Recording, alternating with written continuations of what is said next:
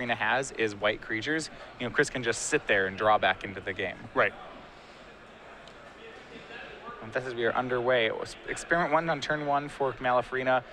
The challenge here for Chris will be to see if he gets to play Magic. No second land for him on his 4-card hand. He does have a fair amount of removal, Mizium Mortars and Dreadbore, but right now, nothing else joins the table, and Malafarina not wanting to give Chris much time at all. This would have been one of the types of draws that would have been hard for Chris to beat on 7 cards, so on 4, it is pretty much hopeless. Yeah, Experiment 1, Voice of Resurgence, Centaur.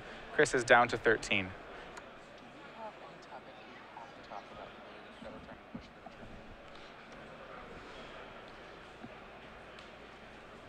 And right now, Chris staring down 8 power. That is going to take game 1. And Chris on a mull before kept, I think, actually a somewhat decent hand here. It was a hand that had enough removal that if he hit his lands, he could bridge the gap to maybe some of his more expensive cards.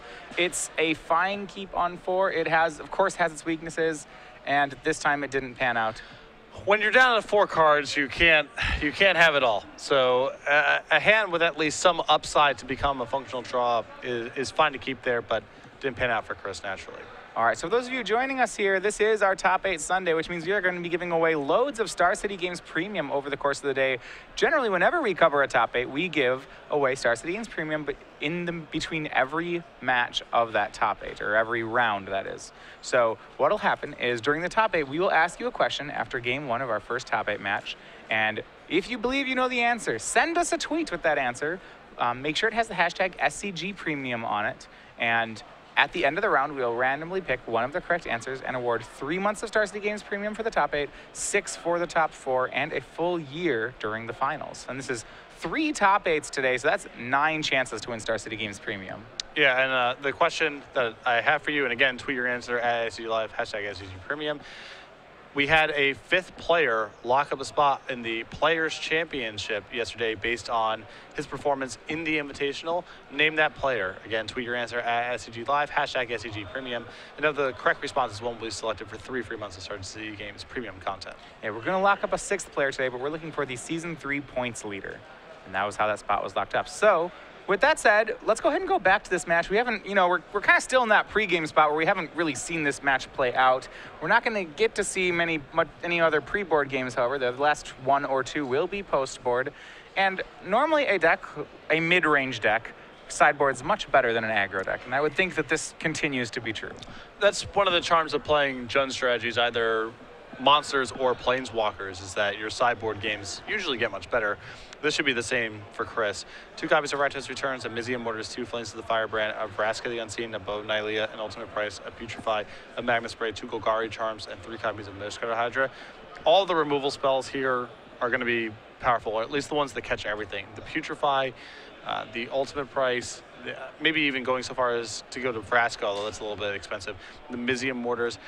To me, the question is, does he want to go to a secondary removal spell? There's some cards he has, like Flames of the Firebrand and Magma Spray, which are good against certain classes of David's cards and not very good against others. Right. I don't know if Chris is going to want to go that far, but things like the Putrefy, the Ultimate Price, the Mizium Mortars, those are absolutely coming in. So a lot of times with Jund strategies, you'll see post-board that they have, quote-unquote, you know, an all-kill spells board plan. And it seems like this is, you know, against creature decks, usually you just see Jund players become this all-kill spell deck with some sort of source of card advantage. I'd expect Chris to do it, but I'm a little wary of that plan because he doesn't have Courser of Kruvix. You know, when you're doing the all-kill spell plan, you usually want to kill everything and sit back behind some source of card advantage. Can Rabblemaster fill that role? Not necessarily, but Storm Breath Dragon can, and so can Pelucranos. Those are cards that can invalidate, you know, David's entire board with enough setup from Chris. If Chris goes removal spell into Pelucranos or Storm Breath Dragon, that doesn't really matter if he's drawing any additional cards. That's probably enough to stabilize the game. All right, on the other side, David Malafarina has a lot of his board devoted, it looks like, to mono blue style strategies or burn style strategies. These cards like Skylasher and Unflinching Courage in here, those won't be particularly relevant here. The questions would be, the only cards I want to look at would be Banishing Light or Ajani Steadfast. Are either of those good enough to warrant boarding? I think it's fine for David to bring in the 3rd and 4th copies of Banishing Light. He has 2 in his main deck if he's feeling so inclined. I think that if I was in his spot, I would strongly consider sideboarding nothing. But if he wants to bring in the Banishing Lights, I can understand that. So Johnny Steadfast didn't come up on your radar here. This is one of the newer cards. It's from M15. My question to you would be then, what kind of matchup do you want a Johnny Steadfast for? I think other small creature matchups where the board is going to get built up, I think it's probably fine against a deck like Mono Red because the lifelink power is really good there as well. But sure. If Chris is executing his game plan, he's probably going to have a board and be casting a lot of removal spells, and a Johnny Steadfast just isn't very powerful in that sort of game. Yeah, if Chris is killing everything, David will just need more creatures. And we start out game 2. You see here some of those all-kill spells. Some of those kill spells have been boarded in. It looks like Magma Spray in Chris's opener, along with Domery Rod and a lot of lands. He is tanking on a Temple of Abandon. Another interesting feature of Chris's deck is a full playset of Domries, which used to be just the standard. Players have been moving away and away from that card, but Chris still on 4. Yeah, he was a 4-of in the original Red-Green Monsters list. I don't want to say Chris is playing Red-Green Monsters, but it looks like he's going back to that blueprint a lot more than we've seen players do. Yeah, this is sort of a more classic take on the deck, for sure. Yeah, Malafarina has one of his 2 Sunblade Elves on turn 1, where that guy's generally a good bet to be a 2-2 on turn 1. But Chris does have a Magma Spray, so we'll see if this guy gets to live very long. I would imagine that Chris's game plan here is just to kill everything on curve as much as he can and try to get to his 4 and 5 mana cards. So if you're Chris, you would kill the elf. Would you wait to see if David's going to play a Voice of Resurgence? That's, Voice is probably the premium target in David's deck for Magma Spray. I think that I probably would have killed it straight away if I had a Magma Spray because of the threat of Selesnya Charm if David gets to untap. The fact that nothing happened there indicates to me that maybe, okay, he is saving it for a Voice of opted Resurgence. to take 2. I think once he saw the Voice come down there, then he was thinking, okay, well, for only 2 life, I can actually just get the Voice. I just don't even know how much better the Voice of Resurgence is than a Sunblade Elf in this matchup. Sure. Voice does not seem very high on the list of cards that Chris has to worry about out of David's deck. So we see the Magma Spray turn 2 for VanMeter. He's going to play an Overgrown Tomb tapped and just pass back. Looks like he's content to take 2 more off Sunblade Elf for now and just deal with Malafarina's threats as they come. Turn 3 Mana Confluence for David Malafarina, and he's going to fill up the board pretty quick here. We see Experiment 1, and it looks like a replacement Voice of Resurgence. Another very good draw here thus far for David. A trio of 2/2s, and at least the other 2 can be difficult to deal with. Experiment 1 has the ability to regenerate. Voice of Resurgence makes that token when it dies. We'll see how Chris gets rid of all of these. He's going to play Pelucranos World Eater right now. And this is a very good spot for Banishing Light if David has it. And right on call, Banishing Light takes care of Chris's only blocker, and 3 attacks put Chris down to 8. And he's got to be worried about just getting aggroed out here. This is the problem with the matchup here is, look at Chris's curve here. Comes to play tap land on turn 1. Magma Spray you on turn 2. Turn 3, he just hasn't caught up. I mean, David's just casting stuff on time here. And the first couple turns of the game, Chris's deck just isn't very efficient. Look at his hand now. There's no shortage of power. It's just, is he going to have enough time to deploy everything? Yeah, well, we see him start with a Golgari Charm. That's going to get him his Pelucranos back, and then we'll cast Domri Rad. I believe rather than he's just going to fight right away with it. He needs to stabilize the board as soon as he possibly can. Yeah, he doesn't want Malafarina just casting a second Banishing Light and putting him to 2. Or actually, it'd be 1 here. Chris had to use Mana Confluence to play all those spells. Pelucranos eats an Experiment 1. Chris at 7. If he untaps with 5 mana, he can use Pelucranos to eat another creature. Although that is another point of damage. It's another point of damage. And actually, if David just leaves up 5 mana, that doesn't work thanks to Sunblade Elf's activated ability. And I believe that David has Advent in his hand, so he can pass with 5 mana up. Chris will hypothetically do something else with his turn, because as you mentioned, Polukranos can't fight anything. And then David can end a turn Advent, and that might be enough to close the game out.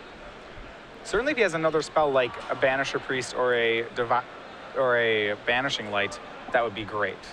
Yep. Now, most likely, I think if David's walking away from the table and asking anything, I don't think he has something like Banishing Light, something straightforward to resolve this board. But he is ahead for now, but Chris starting to make some inroads to stabilize this game. It's going to be hairy, but he does have a shot now.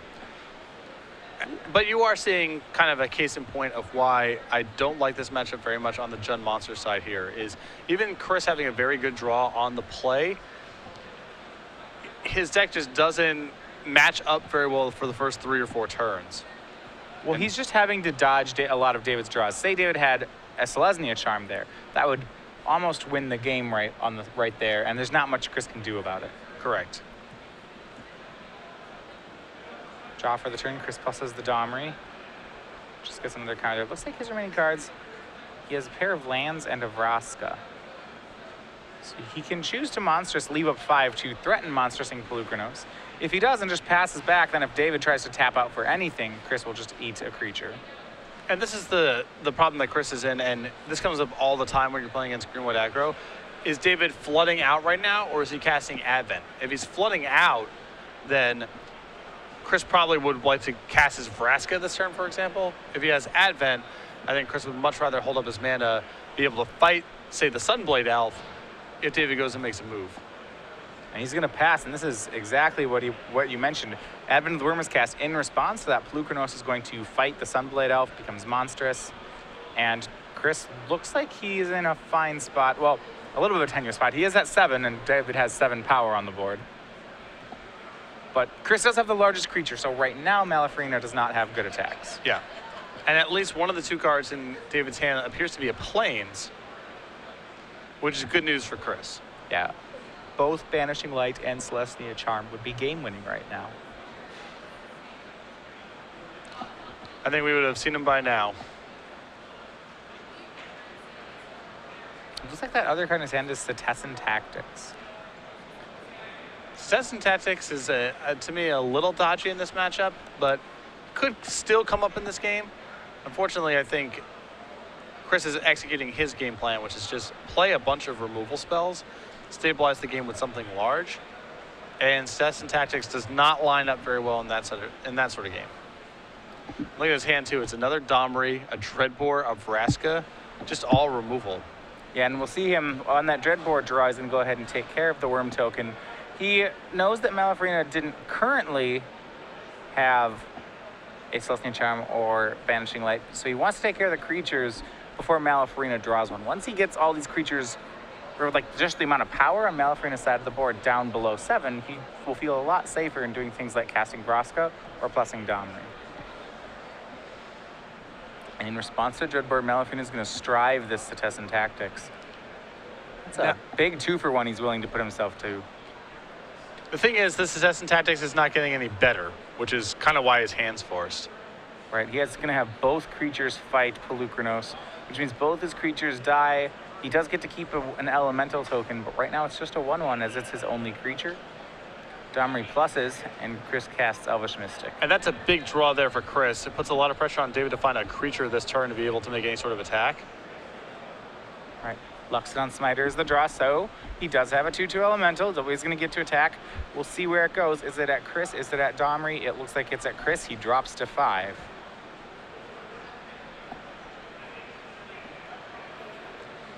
Looks like Chris is edging closer to turning a corner here, and he's going to use Vraska to kill the Smiter, and would not be surprised if Domri's just going to make these last 2 creatures trade. Yeah, Chris has a lot of power in play between Domri and Vraska. It's just about stabilizing this game, and even though that fight doesn't look great, Chris just doesn't want to take any more damage. Yep, David now with no creatures. He's gotten Chris down to 5, but he's staring down a pair of Planeswalkers. That's Domri Rad and Vraska. David's draw for the turn was Banishing Light, a draw that a few turns ago would have been match point, but right now all it does is takes care of a Vraska as Chris slowly draws his way into more cards with Domri, and here is Gore Clan Rampager. Now, not to be outclassed. David will play his own 4/4, so pair Smiter, so the 4/4s square off against each other, but it doesn't look like David can push damage yet. See, Chris's hand is another land and another Domri. And David's not going to be blocking here. He's getting out carded here, so he needs to try to squeeze out the last couple points as much as possible. Can't really trade. Chris willing to 2-for-1 himself. Domri, his first Domri goes to 0 to cause those two creatures to fight. And then he plays their replacement Domri out of his hand, and that reveals a big one in Stormbreath Dragon. Chris has done a really excellent job of executing his game plan in this game. Well, one thing I like about how he's played it is that it seems like he's giving enough respect to Malafarina's creatures. A lot of times when you see a player ahead, you will see them kind of ignore the creatures as they build up card advantage. Chris has been willing to sacrifice card advantage to just continue playing a kill spell whenever possible. You see they're like sacrificing his Domri just to make two creatures trade. As long as Chris has enough time, he'll probably be able to leverage his superior cards. His fight is against time.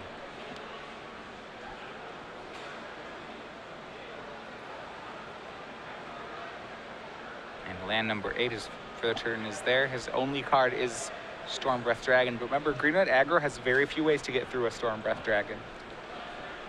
Although Chris is at the magical, 5 life points here. So if David draws Advent and Chris has no blockers on the way back, that could be game. Though Chris just drew a Putrefy, and that might lock this game up. Yeah, with 8 mana, Chris can cast Stormbreath Dragon. He can hold up Putrefy just in case something like Advent happens. And this should take it home. He draws an Elvish Mystic off Domri, plays Stormbreath, and swings for 4. And Chris, understanding that Advent is David's way to get out of this game, not casting the Elvish Mystic here, just holding on Putrefy. And now Malafarina's hand is empty again. His last cards were an additional land and an Experiment 1. More lands for Chris. He's just sitting back on that Putrefy and Elvish Mystic. But this should be good enough. And look at just using so much removal here. He plays Elvish Mystic and uses Domri to have it fight that Experiment 1 on the spot. And then he swings Stormbreath Dragon. Yeah, he has Putrefy in hand and access to a monstrous Stormbreath Dragon next turn, and that's going to get it done. Yep. Malafarina's last draw is Policeman Lion, a card that's pretty good here, but Chris with 7 mana can simply monstrous Stormbreath Dragon. He sees no cards in Malafarina's hand, knows that the coast is clear for a lethal swing, and we are on to game 3. And there you saw it.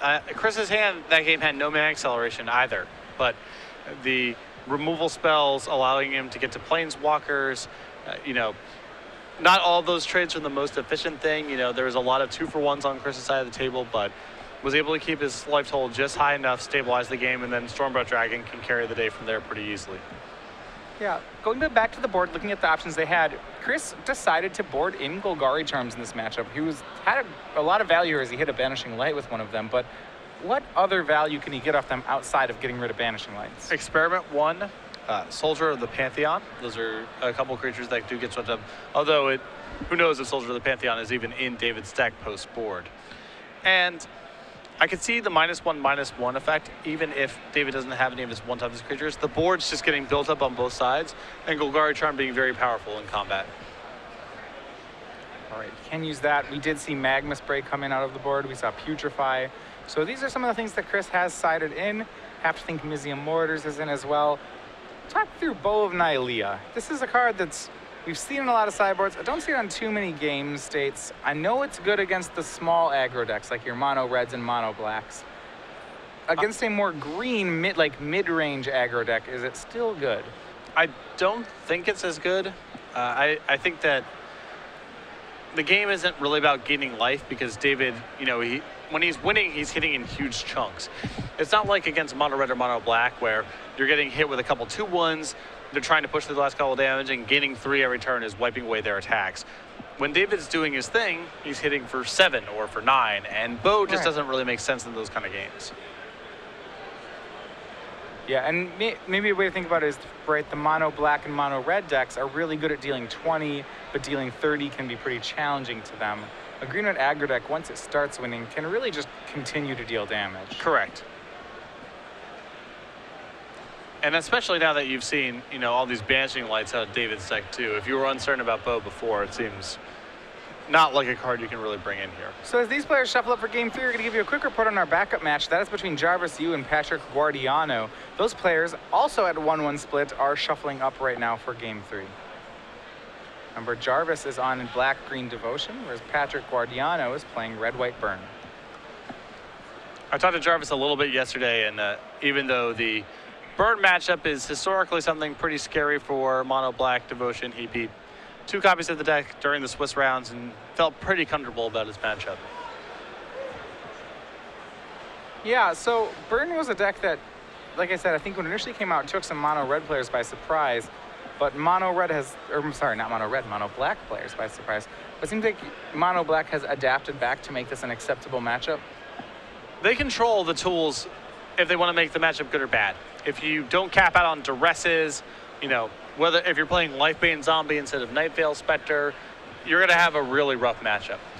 But you do have the option of playing, step 1 is, do you have Night Veil Spectre and 4 duresses in the sideboard? That's sort of the industry standard level of Black Devotion, where your matchup will be acceptable, but still probably a little bit south of 50%. Past that, you have cards like Freakish Cure, which can make the matchup solidly in your favor, and Freakish Cure does work in other matchups. Past that, you have cards like Staff of the Death Magus, which really don't have a role anywhere else, but make your Burn matchup pretty close to unlosable if they come up. So Black Devotion can tailor how much of a response they want to make for that deck. To me, the tier 1 is just, the baseline is 4 duresses and you're playing Night Veil Spectre instead of Lifebane Zombie. If you don't have that going on, your matchup's probably really bad. And then beyond that, it goes from, you know, bad but not horrible to actively good, depending on the sideboard slots. Yeah, Staff of the Death Magus, that is one of those narrow cards that we did see a lot of the Japanese players first adopt into the deck, but it's become something that in the right metagame, a lot of the Black Mages have turned to help shore up this matchup. The card is very difficult for any bird deck to beat. All right, looking at the rest of our bracket, number 1 seed Scott Metcalf playing green-white aggro defeated the number 8 Michael Samet. So Scott moves on to the semifinals. He will play the winner of this matchup. So if VanMeter wants to make the finals, he'll have to go through a pair of green-white aggros. If Malafarina wins this match, we'll have a green-white aggro mirror in the top 4. So we have a 2-0 there. We will bring you the other match in just a second on an update on that. Yeah, okay, and then we have Peter Rep with Mono Black Devotion, 2-0, actually defeating Richard Panda to Win's Mono Black aggro deck. Pretty big upset there. I mean, it's as much of an upset as you can say, right? One of the real pleasures to playing a deck like Mono Black is that even your bad matchups are only 40%. Yeah, it's hard for you to have a real fail state because you have so much disruption and removal that if your opponent draws just slightly too many lands, let's say, your matchup is probably good no matter what. Right, I mean, that's one of the advantages to playing a deck that's just powerful, that is powerful in its own game plan, you know, not really meta to beat anything, it's just real strong, is that generally you don't have any foils. Right. You're underway. This is Game 3 between Malafarina and Chris VanMeter. David's going to go ahead and throw out an Experiment 1 on turn 1. Chris just has a tap land, and as you said, the play is important, and as we kind of saw in Game 1, forgetting it for a second that Chris was on 4 cards, some of David's draws can just never give Chris a chance. Though this has got to be a big sigh of relief here for Chris. First of all, David uses Selesnya Charm, and Selesnya Charm is really good at answering Pelucranos, of course. Secondly, this is not Fleece Main Line. This is not Call the Conclave. So Chris not under the same level of pressure as he was in the first game, or even the second game thus far. Chris shocks to 16, and here come the kill spells. The first one is Dreadbore. It's going to take out Experiment 1. Have to think it's not the last one. We'll see how many he gets to fire off. Malafarina, land number 3 is Mana Confluence, and it's going to be a Johnny Caller of the Pride, making that Reed Duke token into a 3/3 and dropping VanMeter down to 13. This is the test here. If Chris has a removal spell, he's definitely seized the tempo of the game. And if not, he's going to fall really far behind. Question for you. Malafarina that turn had the option between a Johnny Caller of the Pride and Voice of Resurgence. A Johnny early is great because it lets you get extra value out of the Planeswalker, but it does give rise to situations like this where Chris actually managed to clear the board of creatures with Mizzium Mortars. Exactly. Now Chris has Broken Serve. I think that I would prefer to see voice last turn for the reasons that you said. Yeah. Well, the problem I know is Malafarina, this turn he dealt 0. Yeah. And you see his play was that voice, and he did make it into a 3-3. Very possible that Chris, unless Chris has something like Pelucranos or something big to block, that he'll be taking some more damage this next turn. Now, what is the upside of David's line of play here is it's pretty strong against Magma Spray. Chris has not gotten an opportunity to use that yet. Chris will shock again down to 11, and as mentioned, Pelucranos World Eater was the play. He says watch out though. Remember, Ajani Color Pride has that flying and double strike ability on it. Right now, that threatens to put Chris to 5. Remember, it's a -3, so he can do it 2 turns in a row. And that may just be his game plan. First one swings, that'll be 6, putting Chris down to 5. And 5, again, that's the magical number.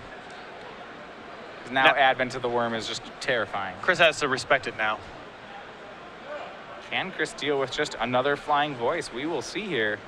Does not have enough mana to have Pelucranos eat the Voice of Resurgence.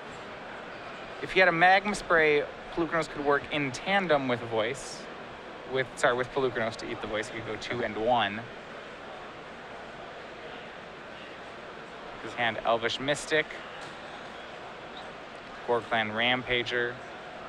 I will say that David's threats. body language right now, when he has 2 lands in play and 4 mana up, is a lot different than when he actually did have the Advent in his hand with 4 mana up. Body language on that play, the minus play, didn't seem like, oh, I got you now, minus my Ajani. It did seem more like, well, this is my only play, minus Ajani. Yeah. Pelucranos will take away that line. It's going to actually turn sideways, take out Ajani Color the Pride. And he has some options with blockers. Gorklan Rampager is the card he's moved to the front of his hand. Certainly not a bad option at taking down a 3-3. But he's got to worry if he does that if Malafarina just has another Ajani, this match is over.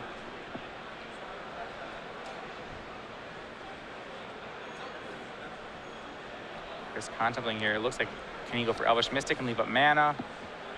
That will remain to be seen. In our backup feature match, that one has finished. Jarvis Yu has taken game 3, so his Black-Green Devotion will go on to the semifinals to play against Peter Rep. He defeated Patrick Guardiano and Red-White Burn. So on the bottom side of the bracket, we have Black-Green Devotion versus Mono-Black Devotion, a tried and true matchup of the meta. It looks like Chris's hand is a little unwieldy here. He doesn't have that much in the way of ability to chain together multiple spells here. He can really only hold up Golgari Charm.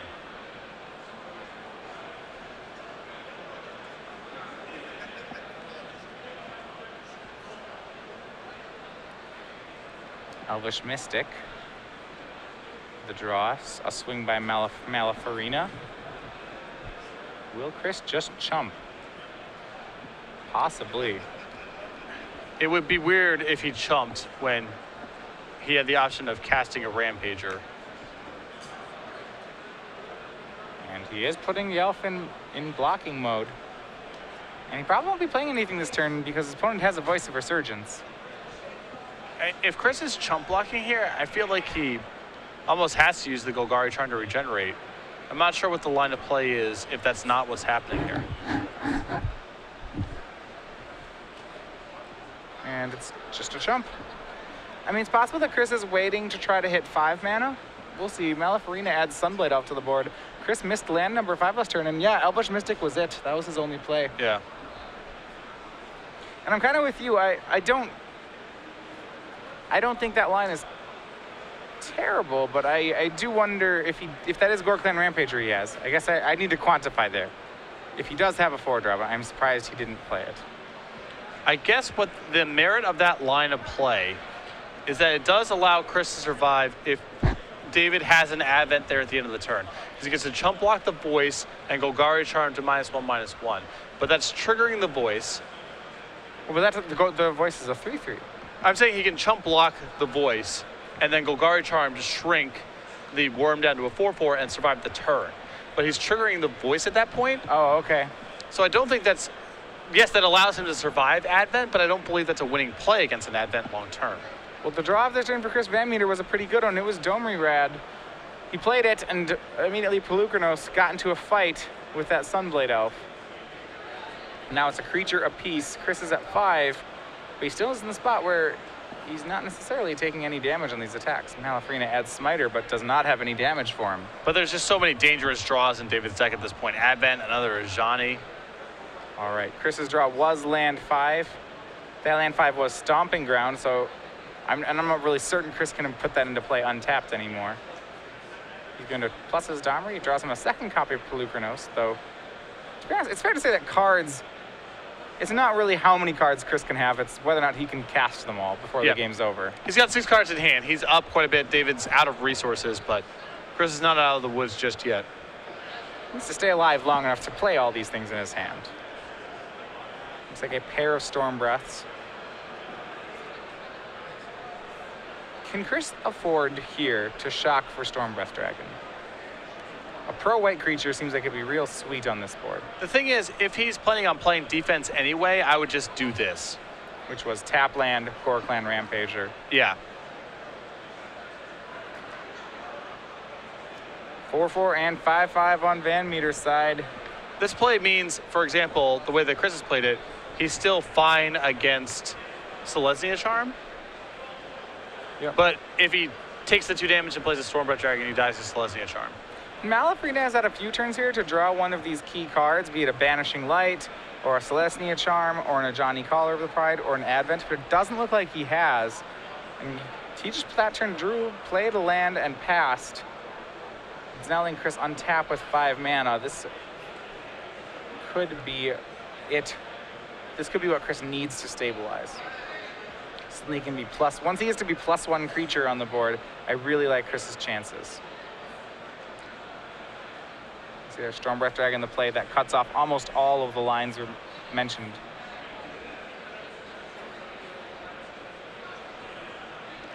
Now he can start fighting with the Storm Breath Dragon, which is very powerful. Yeah, Storm Breath will fight Smiter. Remember, it's pro-white, so it just wins the fight. 3 creatures to 1.